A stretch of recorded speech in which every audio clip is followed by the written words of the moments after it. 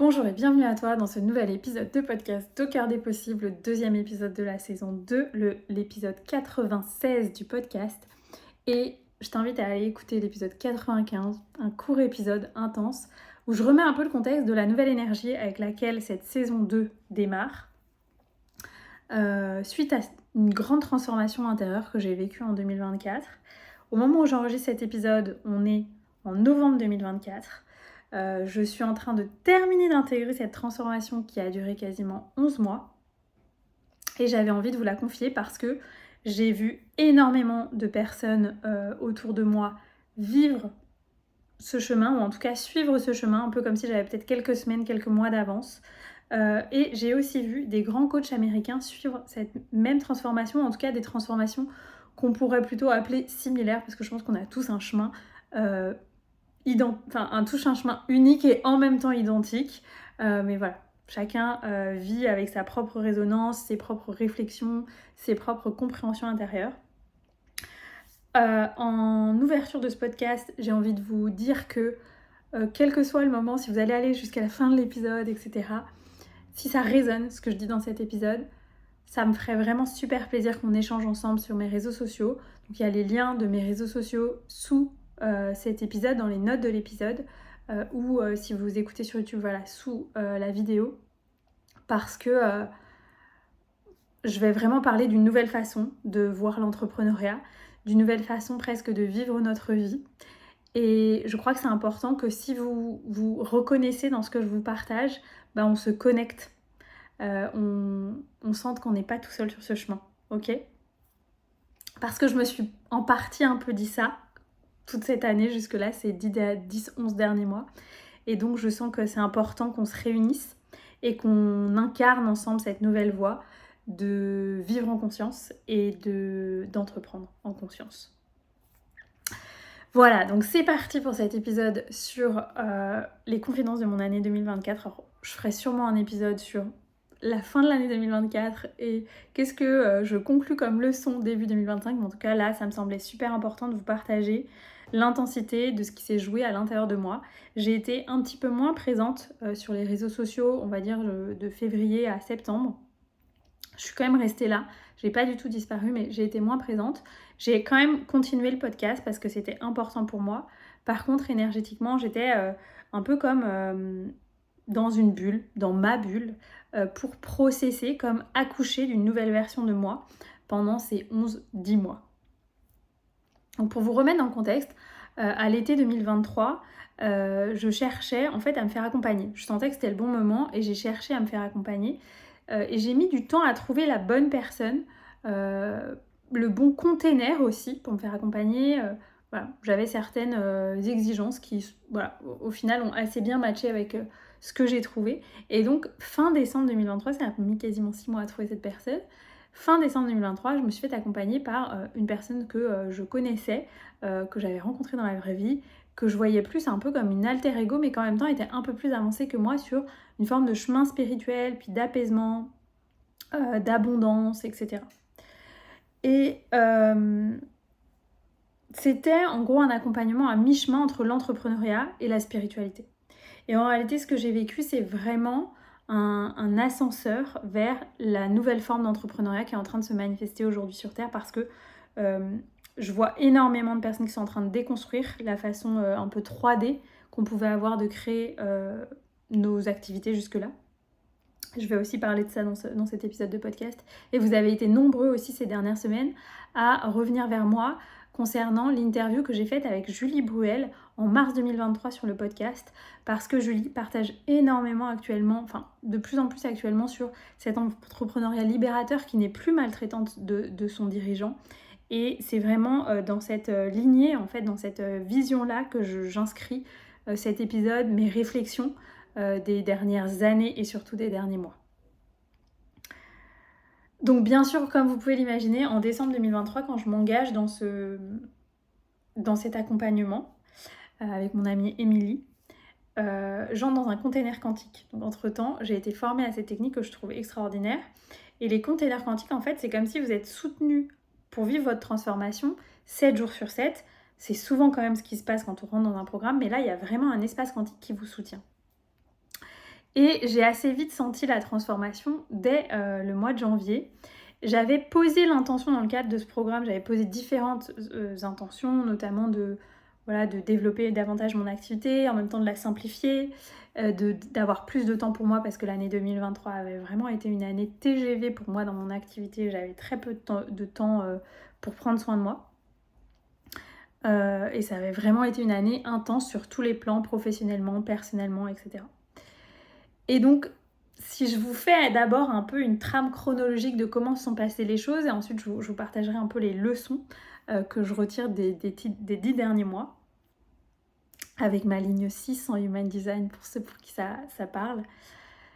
Chronologiquement, en fait, ce qui s'est passé, c'est qu'en janvier, j'avais un mois très intense, avec 2 très gros objectifs dans mes 2 activités.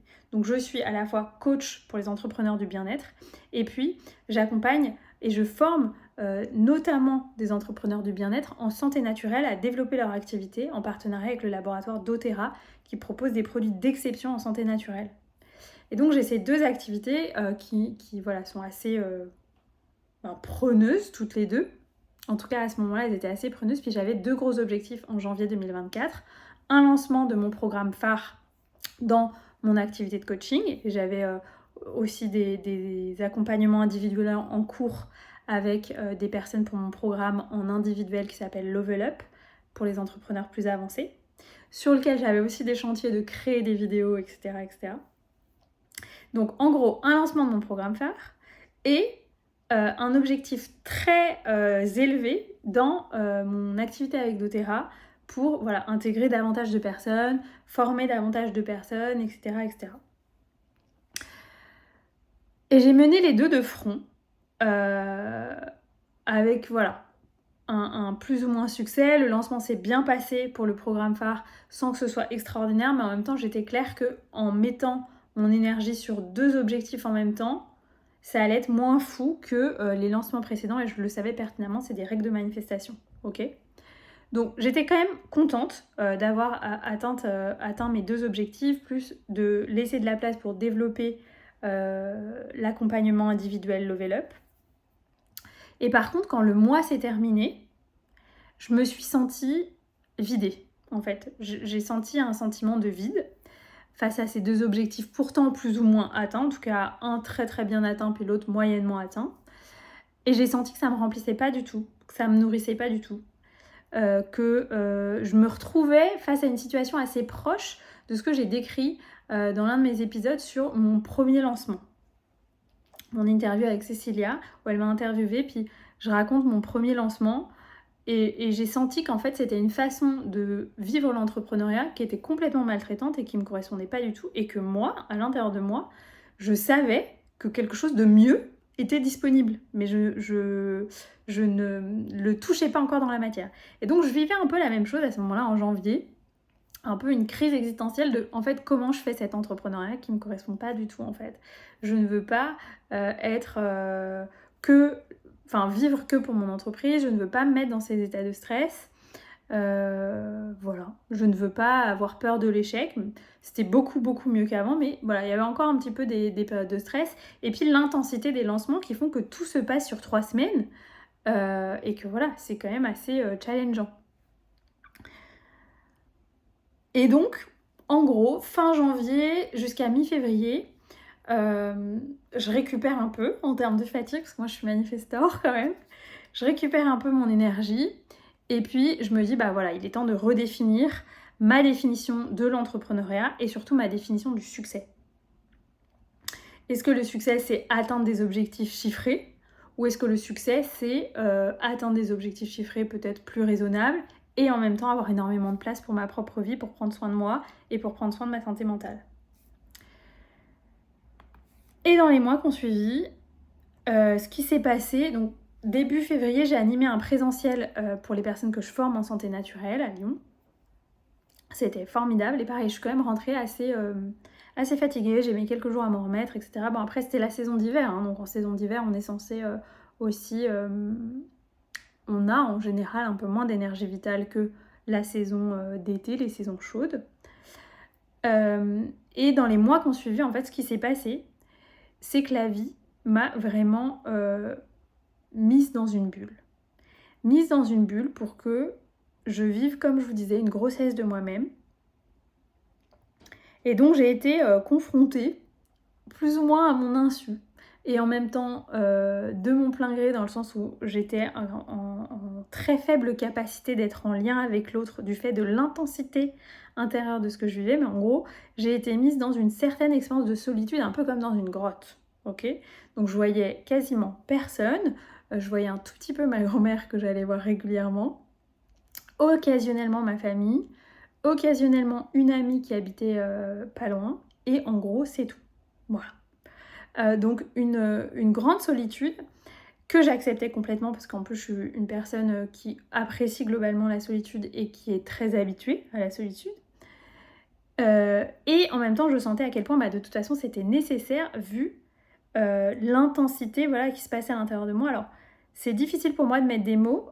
Pour ceux qui s'y connaissent en astrologie, moi j'ai ma lune en Scorpion, donc ça veut dire un monde intérieur émotionnel qui est très flou, un peu comme une eau boueuse. Donc on voit pas trop ce qui se passe, par contre ça remue. Donc c'est exactement ce que je ressentais jusque quasiment en juin, en gros juin-juillet. Et c'était vraiment des questionnements sur ok, là en fait, ma vie n'est pas exactement comme j'ai envie qu'elle soit, vers quoi j'ai envie d'aller et comment j'ai envie de recréer. Donc en fait, c'était organiser une révolution intérieure, d'abord processer énergétiquement, parce qu'en fait, ce que j'ai senti pendant tout ce processus, c'est que c'était surtout un processus de déconditionnement de l'âme et du mental, plus qu'autre chose. Donc j'ai senti que c'était un processus qui me dépassait complètement énergétiquement. C'était vraiment dans mes corps énergétiques aussi que ça se jouait, et sur d'autres plans. Et du coup, c'était un processus de détachement de la matérialité que j'avais déjà bien, on va dire, avancé jusque-là toutes ces dernières années où j'ai quitté le milieu des cabinets d'avocats, etc. Et je me suis créé ma propre voie de liberté professionnelle. En tout cas, il y avait vraiment cette nécessité impérieuse de revenir à soi, de faire silence. Et en gros, je continuais mes habitudes, une pratique de yoga le matin, j'allais à la mer marcher, sauf s'il pleuvait vraiment trop, mais j'allais à la mer marcher quasiment tous les jours. Et voilà, et juste je vivais dans ça. Je continuais d'accompagner mes clients, et bon, il s'est quand même passé plein d'autres choses, je vais vous raconter, mais voilà. Donc j'ai continué d'accompagner mes clients, j'ai continué de renforcer la qualité de mes programmes, parce que c'était important pour moi, donc j'ai continué de créer du contenu pour mes 2 programmes phares que sont The Sovereign Business Academy et Level Up. Et puis j'ai surtout choisi de créer un programme plus avancé pour toutes les personnes que je forme en santé naturelle, donc en quelque sorte un niveau 2 que j'ai créé toute seule sur 3 mois en gros, qui est un programme très avancé et très empuissançant, et en même temps très précis en santé naturelle. Donc j'ai structuré tout ça, j'ai continué de communiquer un petit peu, comme je vous disais, sur les réseaux sociaux, sur le podcast, et en même temps, à l'intérieur de moi, il y avait vraiment cette chose de ok, je vis une révolution, qu'est-ce que je fais pour reposer les fondations de ma vie. Et pourquoi je répète ça ? Parce que en fait, j'aurais pu anticiper ce qui allait se passer, et je vais vous dire pourquoi. J'ai énormément parlé au moment de ma reconversion, quand j'ai quitté les cabinets d'avocats d'affaires, de ce qu'on appelle en astrologie le Saturn Return. Donc le Saturn Return, c'est une période qui en général va aller de 29 ans à 31 ans, mais en fait elle va même jusqu'à 33 ans, où la planète Saturne revient dans la position dans laquelle elle était quand on est né. Et Saturne, c'est vraiment une énergie masculine, c'est l'énergie du père, c'est l'énergie du masculin divin, et c'est l'invitation à reposer les fondations de notre vie. Et j'ai clairement senti ça, personnellement, juste après mes 29 ans, j'ai quitté Paris, j'ai démissionné du cabinet d'avocat là où je vivais, j'ai fait un burn-out, je venais de me séparer, pardon, et j'ai choisi d'aller vivre à Lyon juste avant mes 30 ans. Et juste après mes 30 ans, les problèmes de santé que j'avais déjà un petit peu après mon burn-out se sont aggravés. Et donc, c'est suite à ces problèmes de santé que j'ai décidé de mettre en place un changement de vie, parce que je trouvais que le rythme de toute façon des cabinets d'avocats ne me permettait pas de prendre soin de ma santé, en fait. ok ? Et donc ça, je le savais, puisque je l'ai découvert à peu près à 31-32 ans, du fait de ces sagesses astrologiques. Je savais que ça se présentait avec une telle intensité à peu près toutes les 29 ans et demi. Ok, donc en général à 56-57 ans, on revit un peu cette grande crise de vie que j'ai vécue autour de mes 30 ans, où j'ai eu vraiment l'impression d'être face à un constat face à un mur en fait dans ma vie, de me dire en fait je suis en train d'aller à un endroit où je ne veux pas aller. Qu'est-ce que je fais pour en fait prendre un autre virage et changer la direction avec des fondations stables. C'est-à-dire que je ne l'ai pas fait en claquant des doigts en un mois. J'ai vraiment pris le temps, quasiment 2 ans, pour organiser ce changement de vie. Ok ?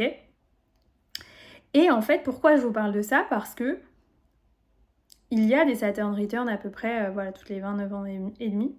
Et il y a aussi d'autres cycles planétaires qui viennent nous inviter à nous reposer ces mêmes questions à peu près tous les 7 ans. Et quel âge j'ai fêté en août 2024 ? 37 ans. Et donc, bien sûr, ces énergies étaient présentes depuis à peu près le mois de février-mars 2024. Et donc, c'est aussi ces énergies-là, en plus de l'accompagnement que je vivais, qui m'ont invitée à aller dans cette profondeur de transformation et à revoir en partie les fondations de ma vie. Et je vois très bien, j'utilise une application d'astrologie, puis ça disait « Repensez à la période que vous avez vécue au moment de vos 30 ans et aux fondations que vous avez reposées à ce moment-là. S'il y a des choses aujourd'hui dans votre vie qui ne vous plaisent pas, alors c'est le bon moment pour les changer. » Et c'est exactement ce que je vivais. Donc j'avais en gros quand même une perte de repères les premiers mois. J'étais un peu en mode waouh, parce que moi je suis quand même quelqu'un qui a été dans une certaine forme d'intensité de vie pendant longtemps. Puis là c'est comme si tout se ralentissait pour m'inviter à observer à l'intérieur de moi ce qui se passait. Et ce que je constatais, c'est que j'avais envie à nouveau de changer de boussole, de changer de direction. C'est-à-dire que je voulais pas forcément plus de clients, je voulais plus de clients d'âme, donc vraiment des personnes avec qui j'avais une relation incroyable. Ce qui était le cas, toutes les personnes qui sont rentrées dans mes programmes en 2024, c'est des personnes avec qui je garde un lien presque de sœur, de cœur, vous voyez, vraiment un lien fort. Et c'est des personnes qui continuent d'être présentes dans ma vie. Je voulais pas plus d'activités, je voulais plus de temps pour moi. Je voulais pas plus consommer, mais je voulais mieux, par exemple, plus consommer de contenu ou voilà, tout le temps écouter des podcasts, des vidéos, etc. Mais je voulais mieux entendre la voix de mon âme en fait. Et je voulais pas plus de relations autour de moi, je voulais plus d'amis que j'aime, d'amour, donc je voulais plus de relations d'âme en fait. Et c'était intéressant d'observer ça, un peu comme si par mimétisme, j'avais couru après un certain succès, alors qu'en fait, ma vraie définition du succès et de la richesse n'était pas tout à fait la même. Ok ? Si vous êtes intéressé, j'avais regardé ce documentaire que j'avais trouvé intéressant, même si je trouve qu'il ne va pas assez loin sur tout à fait ça, mais il pose cette question intéressante, le documentaire de Ramit Sethi. Je crois que c'est You Rich... Ramit Sethi, R-A-M-I-T-H-S-E-T-I, je crois, qui est sur Netflix. Alors, j'aime pas faire l'apologie de Netflix, mais bon, voilà. Et moi, on m'avait prêté des codes pour que j'y accède parce que j'aime pas Netflix. Et en fait, dans ce documentaire, il demande à quoi ressemble ta vie la plus riche.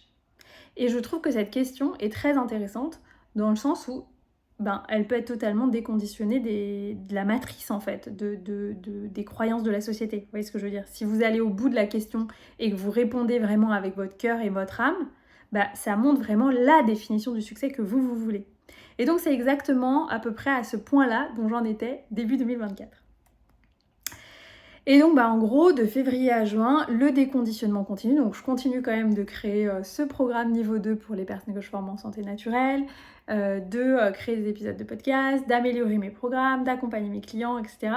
Mais c'est comme si c'était un peu moins intense qu'avant et que j'étais toujours dans cette bulle intérieure de digestion, de création d'une nouvelle version de moi.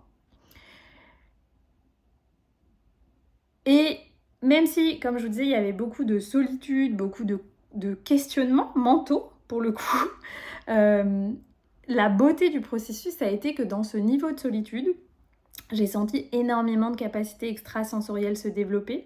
Pourquoi ? Parce que aussi la personne qui m'accompagnait était formée à tout ce qui est soins quantiques et soins au langage de lumière. Et donc ça aide énormément à développer et à activer des capacités à l'intérieur de soi. Et donc j'ai senti assez tôt, en février, que plein de choses s'activaient en moi, des connexions, la capacité à être en connexion avec le royaume animal, etc. Enfin, plein de choses. J'avais plus d'intuition, des informations en lien avec un futur proche, etc. Comme si j'entendais mieux la voix de mon âme, en fait, aussi. Donc en gros, une intuition qui s'affine. On pourrait juste dire ça comme ça de façon simple. Et en fait, avec du recul, je sens que c'était un peu une période de jeûne de la vie. C'est-à-dire que je consommais moins de tout ce qu'il y avait à l'extérieur, moins de relations, moins de choses sur les réseaux sociaux, moins de choses sur YouTube, comme on peut faire parfois. Vraiment, je consommais moins de la vie pour être plus à l'intérieur de moi et dans la nature et dans le silence. Et dans cette phase-là, c'était impossible de se forcer à aller vers l'extérieur. C'était très compliqué en fait. J'avais énormément de choses dans mon corps qui m'invitaient à revenir vers moi. Et ce qui est beau dans ça, c'est que j'ai appris à trouver énormément de satisfaction à être avec moi, rien d'autre que moi, dans une forme de silence intérieur, sans autre connexion. C'était très fort. Alors je dis pas que ça a duré toute la période, je vais vous raconter, mais ça a été extrêmement puissant. Puis c'est aussi une phase où du coup, je me suis vraiment demandé qu'est-ce que je veux vivre dans mes activités et comment je peux encore plus simplifier les choses. Alors que mon activité était déjà quand même extrêmement simplifiée, mais voilà. Comment je peux simplifier, optimiser les choses pour avoir ce temps dont j'ai besoin que jusque-là je n'avais pas. Donc j'ai restructuré mes programmes pour voilà, que ça me prenne moins de temps d'être en one-one avec les gens. Voilà, j'ai fait plein de choses pour créer une forme d'autonomie envers toutes les personnes que j'accompagne, tout en étant extrêmement là pour elles, parce que ça reste important pour moi. Mais voilà, pour me détacher un tout petit peu de mon activité. Et les questionnements à l'époque, je peux vous les partager en détail parce que c'est ça qui est pour moi le cœur de l'épisode. C'est un peu comment je passe d'un modèle d'affaires qui est encore un peu 3D à un modèle d'affaires que j'appelle 5D. Alors qu'est-ce que ça veut dire ? En fait, c'est comment je passe d'un entrepreneuriat qui est maltraitant et qui se vit depuis l'ego à un entrepreneuriat qui est libérateur et épanouissant pour son dirigeant. Je vous dis ça dans un contexte où je ne compte pas les entrepreneurs autour de moi qui soit réussissent et font des burn-out, réussissent et ont une santé mentale catastrophique, réussissent et ont une santé physique catastrophique, ont des problèmes de sommeil, ont des problèmes d'anxiété, ou des entrepreneurs qui ne génèrent pas de revenus avec leur activité et qui ont dû reprendre des activités salariées. Okay ? Donc tout ça, c'est énormément de stress quand on est entrepreneur. Et pour moi, c'est évident qu'en 2024, on a besoin de trouver d'autres modèles entrepreneuriaux. Parce qu'on ne peut plus continuer comme ça. C'est interdit. Ça devient un point de non-retour que la vie nous montre, qui nous invite à tous faire autrement. Et donc, si je reprends du coup, c'est quoi l'entrepreneuriat qui est maltraitant 3D ? C'est travailler dur pour des actions qui sont incertaines et dont les résultats seront peut-être possibles dans très longtemps. Okay ? C'est de ne pas pouvoir s'arrêter, sinon tout s'effondre, sinon on n'a plus de revenus. C'est du coup une dépendance entre soi et son entreprise. C'est vendre avec des techniques de pression et de manipulation. Alors sachez que malheureusement en 2024, ça existe encore. Et c'est se concentrer sur le chiffre d'affaires comme seul objectif, quitte à tout sacrifier pour ça. Donc sa santé mentale, sa santé physique, ses relations, etc. Comment se définit une nouvelle voie de l'entrepreneuriat ? Moi, je vais vous partager la façon dont je le vois. Peut-être que vous le voyez autrement. Et c'est là où c'est intéressant qu'on échange. Et peut-être que vous avez une vision encore plus avancée que la mienne. Et voilà, et avec joie d'échanger là-dessus. Pour moi, un entrepreneuriat libérateur, c'est du coup un entrepreneuriat où déjà on entreprend depuis l'appel du cœur et de l'âme et plus depuis la peur. Pourquoi je vous dis ça ? Parce que pendant toute cette période-là, j'ai énormément aussi constaté que beaucoup de gens qui avaient énormément de succès avaient entrepris depuis un espace de gros trauma financier ou trauma de vie, qui les a donc, de par l'approche de la théorie polyvagale, fait courir comme des gazelles jusqu'à atteindre un objectif. Et en général, quand l'objectif est atteint, ils se sentent vides, exactement comme moi j'avais vécu en janvier. Donc, ce qu'on veut là, c'est renverser la vapeur. J'entreprends quand je sens l'appel de mon âme, de mon cœur, de la créativité à l'intérieur de moi. J'apprends à développer une sécurité intérieure, à l'opposé de je crée une activité depuis un espace d'insécurité. Et j'apprends aussi à créer une sécurité financière à travers mes activités et en dehors de mes activités, pour ne pas me sentir pieds et poings liés à mon activité. Ok ? Pour pouvoir être légèrement indépendant financièrement de mon activité. Et vous savez, c'est quelque chose dont je parle énormément.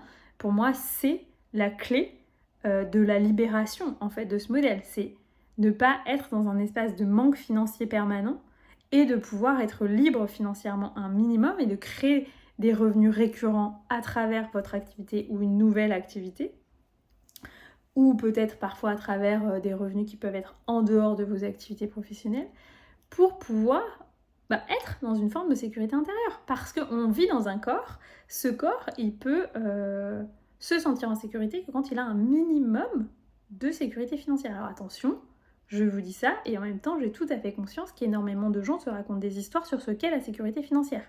Ok ? Donc, toujours tout est relatif, toujours. Ensuite, pour moi, c'est aussi un espace où, bien sûr, on gère notre entreprise avec des principes de vente éthiques et responsables. Vous avez compris à quel point c'est important pour moi. Où notre communication incarne notre message, en fait, et le lien de confiance qu'on veut créer avec les gens, la sincérité, la vérité, l'authenticité du message, l'alignement du message, parce qu'on voit encore beaucoup d'entrepreneurs aujourd'hui qui prônent certaines choses et qui ont une vie personnelle qui représente exactement l'inverse, en fait. Et c'est surtout un modèle où on va remplacer le critère numéro 1 du chiffre d'affaires par un critère d'épanouissement de l'entrepreneur et de ses entreprises. Donc un épanouissement dans toutes les sphères de la vie. Donc la santé, les relations, peut-être la spiritualité, enfin ce qu'on veut en fait. C'est à chacun de définir cette définition du succès. Mais voilà. Et c'est aussi un entrepreneuriat où pour moi le passage à l'action, il est précis, il est clair, il est puissant et il apporte des résultats rapides et quasiment immédiats. Ok ? Après, ça dépend. Ça nécessite aussi une forme de lâcher prise en fait. Je passe à l'action, je sais que je peux avoir des résultats immédiats et en même temps, je lâche prise sur quand est-ce que les résultats vont venir à moi. Ok ? Mais on n'est plus dans cette culture du hustle, là, du no pain, no gain, etc., etc. Vous voyez ce que je veux dire ? Et pour moi, la phrase qui résume tout ça, c'est remettre l'entrepreneur au centre de sa vie. Et c'est énormément l'enseignement que j'ai reçu ces 10 derniers mois, c'est de revenir au centre de ma vie et de ne plus me mettre moi au centre de mon entreprise, mais de vraiment mettre mon entreprise au service de ma vie. Et je me souviens avoir entendu un entrepreneur que j'aime beaucoup dire ça il y a 2 ans, puis pas tout à fait comprendre comment c'était possible. Mais en fait, ça n'est possible qu'à un certain niveau de sécurité intérieure et de sécurité financière. Et c'est pour ça que je suis vraiment... personnellement, je suis vraiment en gratitude de l'activité que j'ai créée en santé naturelle parce que c'est cette activité qui m'apporte cette sécurité financière et j'en étais tout à fait consciente quand j'ai décidé de la créer. Et je suis aussi très contente d'autres choses que j'ai pu mettre en place pour m'apporter une sécurité financière. Donc voilà, ça c'est toute la partie que j'avais envie de vous partager sur les réflexions que j'ai eues sur l'entrepreneuriat pendant toute cette phase. Je ne prétends pas être arrivée au bout du chemin, je ne prétends pas incarner complètement tout ce que je viens de vous partager, parce que j'estime être encore en chemin, complètement en chemin, avec beaucoup d'humilité. Et j'avais envie aussi de vous partager une deuxième partie sur ce qui s'est passé aussi pendant cette période-là, qui explique en partie ce grand besoin d'intériorité que j'avais, et l'insatisfaction que je pouvais ressentir face à ma vie à ce moment-là, qui est mon lieu de vie. Donc pour ceux qui suivent le podcast ou qui me suivent depuis assez longtemps, j'ai créé mes activités à Lyon. Et puis pendant une courte période, j'ai vécu quelques mois en Ardèche avec un de mes anciens compagnons. Puis on s'est séparés assez... Pas brutalement, mais voilà, j'ai eu besoin de partir rapidement. Moi, quand je prends mes décisions, en général, j'ai besoin que ce soit acté rapidement dans la matière. Et donc, quand on s'est séparés, j'ai dû en 7 jours choisir où j'allais m'installer. Et je pensais à 2 options et la vie m'a clairement montré que la meilleure option était de revenir près de ma famille en Bretagne et de m'installer à Vannes. Et je savais, les messages que j'avais reçus, c'était que c'était pour une période temporaire. Ok ? Je ne savais pas si ce serait 3 mois, 6 mois, 2 ans. Je ne savais pas. C'est un retour qui s'est fait pour moi où j'ai dû mettre mon ego de côté parce que j'ai longtemps dit que je n'avais pas envie de retourner dans cette région. Non pas que je l'aime pas, mais j'y suis restée 18 ans. Voilà, je me voyais pas vivre là-bas. Et en fait, voilà, la vie m'a amenée là-bas, donc ça m'a demandé déjà beaucoup d'humilité d'accepter. Et si je suis honnête avec moi-même, j'ai complètement accepté de vivre là-bas que l'été 2024. Vraiment d'être totalement en paix et de ne pas avoir de colère envers la vie qui, par ces virages de la destinée, m'avait fait atterrir là où j'ai souvent dit que je ne voulais pas retourner. Pour des raisons plutôt de météo, de climat et de fait que voilà, je sentais que pour moi c'était pas la terre pour me développer. Et en réalité, ce qui s'est passé déjà, si je reprends les choses d'un plan avec beaucoup de gratitude, ce qui s'est passé c'est que j'ai reçu énormément de soutien de ma famille là-bas. C'est que j'ai pu être présente là-bas à un moment assez complexe pour ma grand-mère, qui est le dernier grand-parent que j'ai vivant. Donc c'était super important pour moi d'être là pour elle et donc j'ai été super contente de pouvoir l'accompagner dans cette transition de vie. J'ai pu retomber amoureuse de cette région qui est absolument magnifique, de ses paysages, de son côté sauvage, etc. J'ai pu passer du temps avec une amie de cœur qui s'installe là-bas. Et puis surtout, j'ai senti que j'ai reçu là-bas la force vitale de mes ancêtres pour créer mon activité à un niveau d'expansion et de développement qu'elle n'avait jamais vécu jusque-là. Donc voilà, j'ai énormément de gratitude parce que ça m'a permis de construire mon entreprise de la façon dont elle l'est aujourd'hui et de poser des fondations extrêmement stables et solides. Donc ça, c'est ce qui s'est passé, on va dire, en 2023 en lien avec cette histoire de lieu, de déménagement, de lieu de vie, etc. Néanmoins, fin 2023, je suis allée vivre quelques semaines au Portugal parce que je me sentais appelée depuis très longtemps par ce pays. Et voilà, j'ai pris l'expérience sans chercher vraiment à faire un choix à ce moment-là parce que je sentais que c'était pas tout à fait le bon moment. Début janvier, je reçois un message de la vie à travers des cartes d'oracle que je vais déménager prochainement. Ah, puis là je suis en mode génial, janvier 2024, on va déménager. Et en fait, dans le champ quantique, on ne sait jamais quand les choses vont se faire.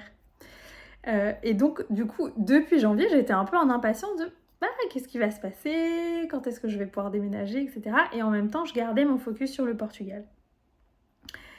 Et du coup, pourquoi je gardais mon focus sur le Portugal ? Parce que depuis longtemps, j'ai des images de là où je vais vivre dans le futur. Et la végétation, les images me font penser au Portugal. Et donc, du coup, ce que je fais, c'est que courant du mois de mai, je prends une semaine de congé et je vais au Portugal dans un endroit où je sais que j'ai envie de m'installer depuis très longtemps. Et puis en fait, à la fin de cette expérience, je sens que c'est pas ça. Que c'est pas ça le chemin, que je ne suis pas entre guillemets autorisée à aller m'installer là-bas, que ça fait pas vibrer mon cœur. Et du coup, je rentre en me disant waouh, si c'est pas ça, où est-ce que c'est la suite du chapitre ? Et là, je vous dis ça parce que du coup, je projetais encore beaucoup avec mon ego, avec des anciennes histoires, avec des anciennes images, avec des anciennes méditations que j'avais faites, des anciens messages, etc. Alors que ce qui est juste, c'est l'information qu'on reçoit sur le moment. Et donc, c'est comme si je m'étais attachée à ce projet du Portugal qui était né en 2020-2021, alors qu'en fait, début 2024, c'était autre chose que j'étais invitée à expérimenter. Et donc en juin, je m'en remets complètement à la vie. Je dis ok, je n'ai plus aucune présomption, idée préconçue de quoi que ce soit concernant là où je vais aller vivre. Et je vais juste demander là où c'est juste. Et donc en fonction de comment je me sens connectée à mon intuition, j'utilise différents outils. Puis à ce moment-là, j'ai juste utilisé des outils de test de kinésio où par déduction de oui-non, j'en ai conclu des réponses. Et en juin, les réponses qui sont venues, c'était du coup plutôt le sud-est. Mais vraiment, je m'en suis remise depuis aucun espace d'ego. J'ai juste dit, ok, est-ce que ce que vous voulez, c'est que j'aille vivre à l'étranger? Puis la réponse était non. Puis est-ce que ce que vous voulez, c'est que... Est-ce que ce que la vie veut, c'est que j'aille vivre dans le sud-ouest de la France? Puis la réponse était non, et voilà. Et j'ai continué comme ça. Et à ce moment-là, je reçois une réponse que ce qui est juste, c'est le sud-est. Bon, j'envoie un petit message à une amie que je connais dans la région, et puis c'est tout. Voilà. Je lui dis, il est probable que je vienne te voir dans les semaines qui viennent. Tu me diras quand t'es chez toi, quand t'es pas chez toi, voilà. Et en même temps, je sens qu'en juin, c'est pas tout à fait le moment de mettre en place une vraie démarche de déménagement, d'aller visiter sur place, etc. Je reçois pas un feu vert grandiose. Et vous allez comprendre pourquoi. Tout simplement parce qu'il me manquait un dernier déclic. Et que, en juin, pourtant, j'étais, waouh, ce serait bien de déménager cet été quand même pour être dispo pour la rentrée, etc., etc. Enfin, je me faisais pareil, un peu des trucs sur le mental, genre, faut être installé à la rentrée au 1er septembre, etc. Alors que bon, moi, je suis entrepreneur, j'ai pas d'enfant. Enfin, en fait, je suis pas censée être dans ces égrégores, en fait. Et un dernier déclic qui est venu mi-août. Ou mi-août, j'ai compris à quel point c'était important pour moi d'être proche de certains de mes amis. Et là où je vivais en Bretagne, j'avais une seule amie que je voyais occasionnellement, qui elle n'était pas encore tout à fait installée à 100% dans la région. Et je sentais que c'était vraiment, vraiment important pour moi de vivre proche de certains de mes amis. Et donc c'était un déclic que j'ai pu faire mi-août. Et à partir de ce moment-là, avec la clarté de tout ce que je voulais pour ma nouvelle vie, c'est-à-dire du soleil et des personnes proches autour de moi, les choses se sont débloquées et j'ai eu le feu vert pour aller venir dans le sud-est, visiter des lieux. Et là, les choses se sont faites extrêmement vite. Je suis arrivée ici, j'ai fait une cérémonie chamanique de manifestation. Dans les 30 heures, j'ai trouvé mon logement alors que tout le monde m'avait dit que ce serait très compliqué. J'avais donné mes critères, mon budget, etc. Et en fait, les choses se sont faites extrêmement vite. Donc tout ça pour vous dire que ce que j'ai vécu aussi pendant toute cette période, c'est un détachement de l'ego, un détachement des plans, un détachement de ce que moi je veux depuis mon mental ou depuis mes attachements d'âme à je ne sais quelle période, et vraiment juste je vais là où la vie m'appelle. Et d'un certain espace, je ne contrôle pas. Et ce que j'avais aussi envie de vous partager par rapport à ça, c'est que un des grands déclics qui a accompagné ce choix, et y compris ce choix de logement, qui est un logement où j'ai autant de surface à l'extérieur que de surface à l'intérieur, c'est une information que j'ai reçue dans le cadre d'une formation que j'ai reçue par le laboratoire d'Otera, donc un laboratoire de santé naturelle, où ils investissent énormément dans des études scientifiques sur l'impact de notre environnement sur notre santé. Et ce qui nous avait été partagé en mai, c'était que en 2023, les Américains vivent 96% d'une journée à l'intérieur et les Européens 93%. Et l'impact de ce temps à l'intérieur, le temps de vie enfermé entre quatre murs sur notre santé mentale, physique, sur le risque de dépression, sur le risque de maladie mentale, sur le risque de maladie de dégénérescence du cerveau, sur l'inflammation, sur les problèmes hormonaux, etc., sont énormes. Ok ? Vraiment énormes. J'ai fait des recherches plus poussées que je vous partagerai dans un prochain épisode. Mais en tout cas, sachez que c'est énorme. Et donc, en mai, j'ai eu un énorme déclic de me dire, en fait, Anaïs, il est possible que tu coches ces critères, parce que là où je vivais jusque-là, j'avais pas d'extérieur. Et donc, c'était fondamental pour moi de passer beaucoup plus de temps dehors et d'avoir un accès dehors et de vivre dehors autant que possible, en fait. Et donc, ce que la vie m'a apporté, c'était aussi ça. Et donc, je comprends, vous voyez, en fait, c'est comme si j'avais besoin de comprendre des choses sur exactement ce que je voulais avant de manifester cette nouvelle vie et ce nouveau lieu de vie. Donc, après le voyage au Portugal, j'ai dû recevoir cette information en formation. Et en août, j'ai dû recevoir la compréhension que je n'étais pas une île et que j'avais besoin de vivre entourée de gens que j'aime et que je connais. Ok ?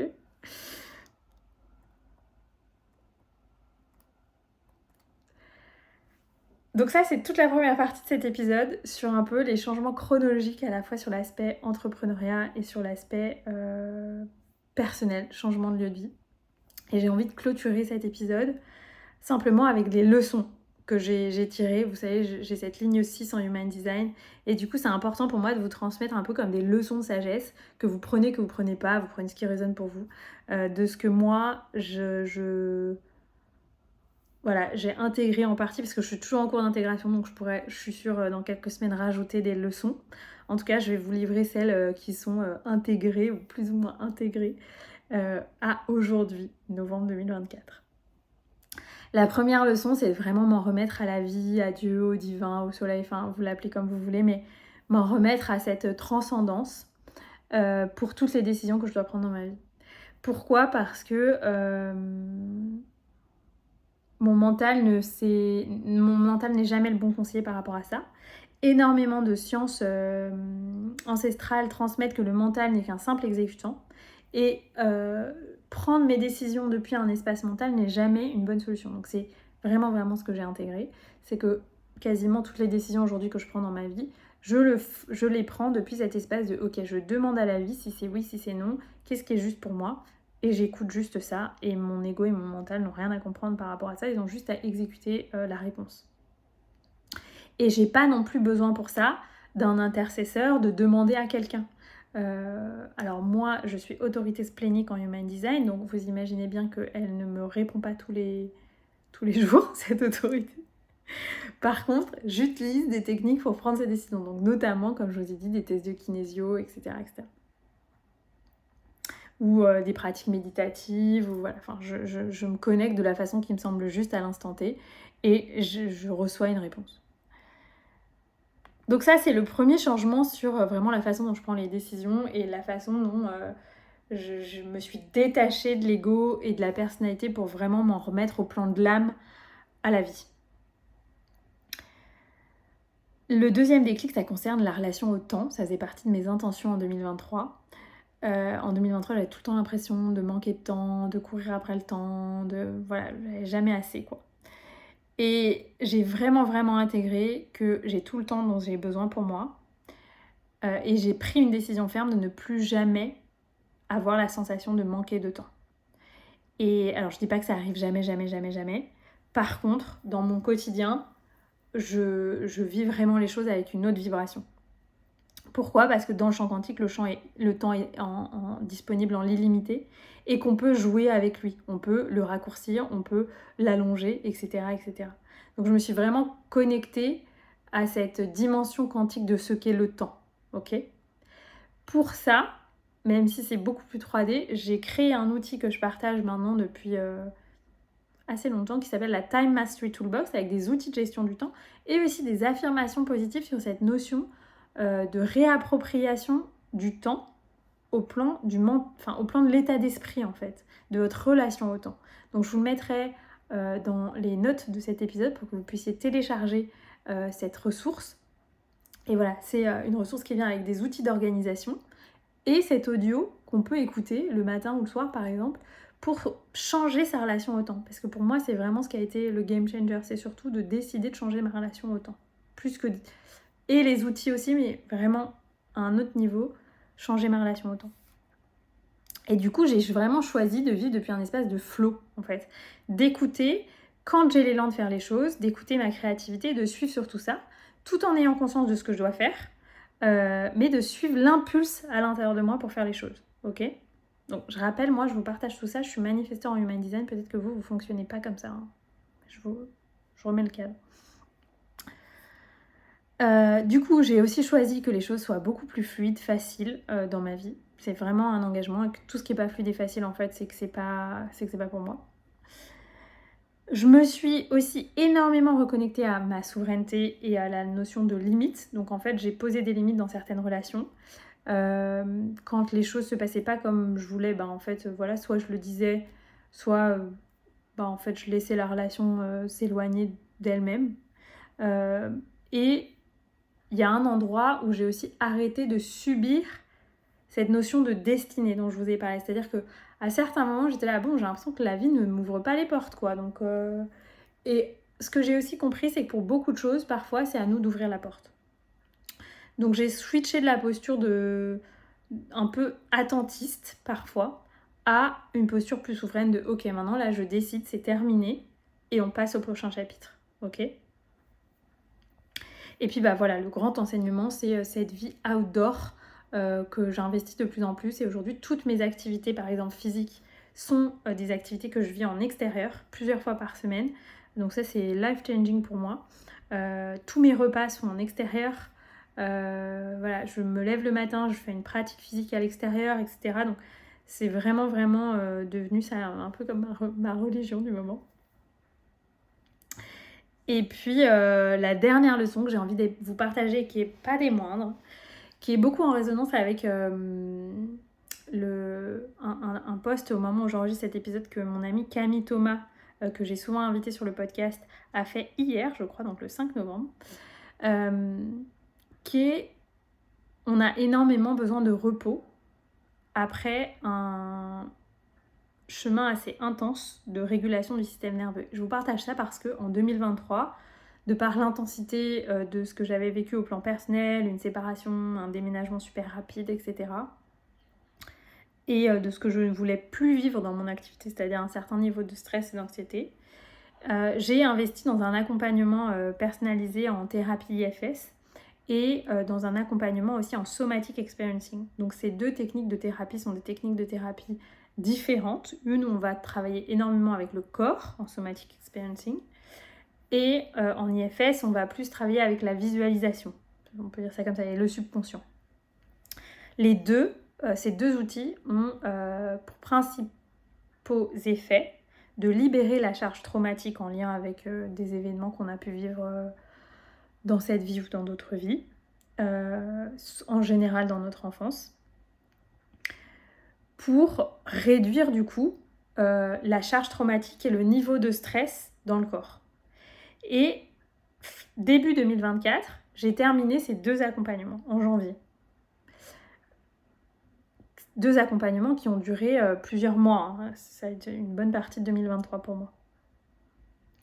Et pourquoi je vous dis ça ? Parce que j'ai passé énormément de temps à me reposer pendant cette période. En tout cas, de février à mai-juin, j'ai passé énormément de temps à me reposer. Jusqu'à presque parfois m'inquiéter de dormir autant. Alors qu'en fait, au fond de moi, je sais très très bien, puisque je l'ai déjà vécu, que ce dont le corps a besoin pour intégrer ce niveau de libération des traumas, c'est du repos, du vide, du temps d'intégration, du temps dans la nature et quand c'est possible, du temps au soleil. Et je me souviens que ça avait vraiment été un énorme déclic quand en 2022, j'avais passé un mois au Mexique. Un mois où, en fait, j'avais pas d'objectif. Je n'y allais pas pour me former, je n'y allais pas pour quoi que ce soit. Je me reposais, j'allais à la plage, j'allais au soleil, je partageais du temps avec mon amie Michaela, avec qui je vivais cette expérience. On était en co-living à ce moment-là. Et c'est tout en fait. Et j'acceptais que quand on me proposait d'aller au yoga, non, j'avais pas envie d'y aller. Enfin, j'acceptais d'être vraiment dans un espace d'écoute de mon corps et de beaucoup de vide. Et d'une certaine façon, c'est aussi un petit peu ce qui s'est passé dans une beaucoup moindre mesure de février à juin 2024. C'est-à-dire qu'il y avait plus de vide que d'habitude, plus d'intériorité et du coup plus de temps d'intégration et de repos. Et je sens bien aujourd'hui que l'adaptabilité et la capacité à s'autoréguler de mon système nerveux est extrêmement différente après notamment ces accompagnements et tout le chemin que j'ai pu faire de par ailleurs moi-même avec le Kundalini Yoga, qui est aussi un très très grand outil de régulation du système nerveux, etc. etc. Donc c'est un dernier partage que j'avais envie de faire, qui est important, pour vous inviter tous à prendre des temps d'intégration, des temps de repos dans votre vie. C'est des temps fondamentaux pour l'esprit et surtout pour le corps. Voilà. Donc si vous avez l'occasion de prendre des vacances et des vraies vacances et où vous êtes déconnecté, où vous n'avez pas d'objectif quel qu'il soit, personnel ou professionnel, c'est vraiment important. Encore plus si comme moi, vous avez un human design un peu voilà, spécifique comme celui de manifesteur ou du projecteur. On a besoin de temps d'intériorité et de solitude plus que d'autres personnes. Voilà, je crois que je vais conclure cet épisode sur ces notes-là. Je vous remercie infiniment de votre écoute, de suivre ce chemin qui, j'espère, résonnera. Puis si ça ne résonne pas, c'est ok aussi. Si vous avez aimé cet épisode, je vous invite peut-être à le partager sur vos réseaux sociaux ou à des proches qui peut-être vivent ce même chemin. Si vous avez envie de soutenir le podcast, vous savez, comme d'habitude, vous pouvez laisser un commentaire sur Apple Podcast, 5 étoiles sur Spotify. Puis je remercie toutes les personnes qui ont continué de le faire pendant cette pause du podcast, parce que malgré la pause, il y a de plus en plus de gens qui ont continué de noter le podcast et d'écouter le podcast. Donc un immense merci pour ça. Et je vous donne rendez-vous pour la suite de cette nouvelle saison. J'ai plein de choses à vous partager. Et puis je vous donne rendez-vous aussi sur mes réseaux sociaux, si vous avez envie de me suivre, qui sont sous les notes de cet épisode. Je vous embrasse très fort. Je vous dis aussi rendez-vous dans mes MP si vous avez envie de partager davantage sur cette nouvelle voie de l'entrepreneuriat dont je vais de plus en plus parler. Si vous avez envie de vous faire accompagner, je suis en train de rouvrir des places pour tous mes accompagnements, Level Up et The Sovereign Business Academy. Quand ce podcast sortira, les 2 programmes proposeront des places à des prix exceptionnels. Donc vous pouvez aussi candidater pour ces 2 programmes dans les notes de l'épisode. Donc je rappelle, The Sovereign Business Academy, c'est un programme de 4 mois avec du groupe et de l'individuel. Et Level Up, c'est un programme en individuel pour les entrepreneurs plus avancés avec un bonus exceptionnel en ce moment. Je vous embrasse très fort et je vous dis à très bientôt pour un prochain épisode.